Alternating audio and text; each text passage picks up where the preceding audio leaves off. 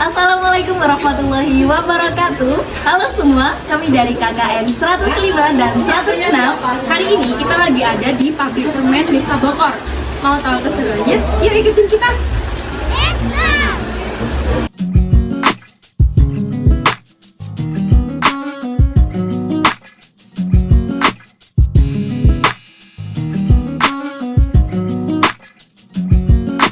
Adonan dipanaskan pada suhu 50 derajat Celcius. Kemudian dituangkan di atas wadah yang telah dialasi air untuk mendinginkan adonan. Setelah itu, adonan diberi pewarna makanan sesuai dengan kebutuhan. Langkah selanjutnya adalah proses pelenturan adonan hingga mencapai ukuran dan tekstur yang diinginkan. Setelah adonan siap, proses selanjutnya adalah melibatkan gulungan dan pemotongan sesuai dengan ukuran yang diinginkan. Selanjutnya, adonan dicetak dengan cepat dan diberi tusukan permen. Sebelum kita lanjut, mari kita simak penjelasan dari Ibu Nur selaku pemilik UMKM. Oke, Ibu. Di sini kami akan bertanya tentang bagaimana sih awal mula berdirinya UMKM ini. Awal mulanya ya saya itu dulu bekerja, terus sama suami saya juga bekerja di pabrik permen. Mungkin dari pengalaman, terus saya bisa punya usaha sendiri. Kira-kira dari kapan Bu usaha tersebut jenengan jalan? Dari mulai tahun 2013. Alasan mengapa Ibu mempunyai ide mendirikan UMKM ini? Ya, menciptakan lapangan kerja buat ibu-ibu ya, supaya tidak nganggur gitu. Dari sekian lama berapa Bu jumlah karyawan yang bekerja di UMKM ini? Sampai sekarang itu sudah 45. 45. Bahan utama dan proses pembuatan dalam UMKM ini bagaimana, Bu? Bahan utama gula kristal itu, sama bibiku. Bibiku itu semacam Itu yang campurannya tadi di gula, glukosa itu, glukosa. sama pewarna makanan. Gitu. Mungkin jenengan bisa jelaskan proses dari awal menjadi gula sampai jadi permen lalu disuplai. Itu awalnya gula sama bibiku itu dimasak itu jadi satu.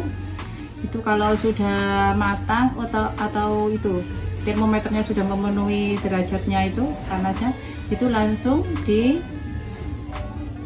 sama loyang besar itu buat pendinginan.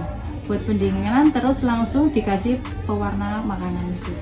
Kalau sudah agak keras, terus dimasukkan ke mesin itu, ditarik gitu. Sama harus dicetak. Iya, terus lalu kalau sudah di mesin itu dicetak, terus apa itu namanya, dibentuk-bentuk sama ibu-ibu itu. Kira-kira per tahun atau per bulannya di UMKM ini memproduksi berapa banyak? Kalau satu hari bisa 50 karton. 50 karton. Iya. Kalau dibijikan itu berapa? Kalau dibijikan satu pak itu dalam 20 biji. Iya. Gitu. Satu karton isi sekitar 30, kadang ya 25 gitu. Berarti sekitar 600. Iya, tergantung pesanan. Gitu. Kalau pesanannya yang kecil-kecil gitu seperti yang dicetak ibu-ibu di belakang itu bisa banyak. Bisa 100 karton. Untuk target pemasaran, jenengan itu biasanya menyebarkan kemana saja? Di luar Jawa. Di luar Jawa. Adakah kota khusus yang jenengan selalu jadi langganan? Yang khusus itu Kalimantan sama itu loh, apa itu Jakarta ini.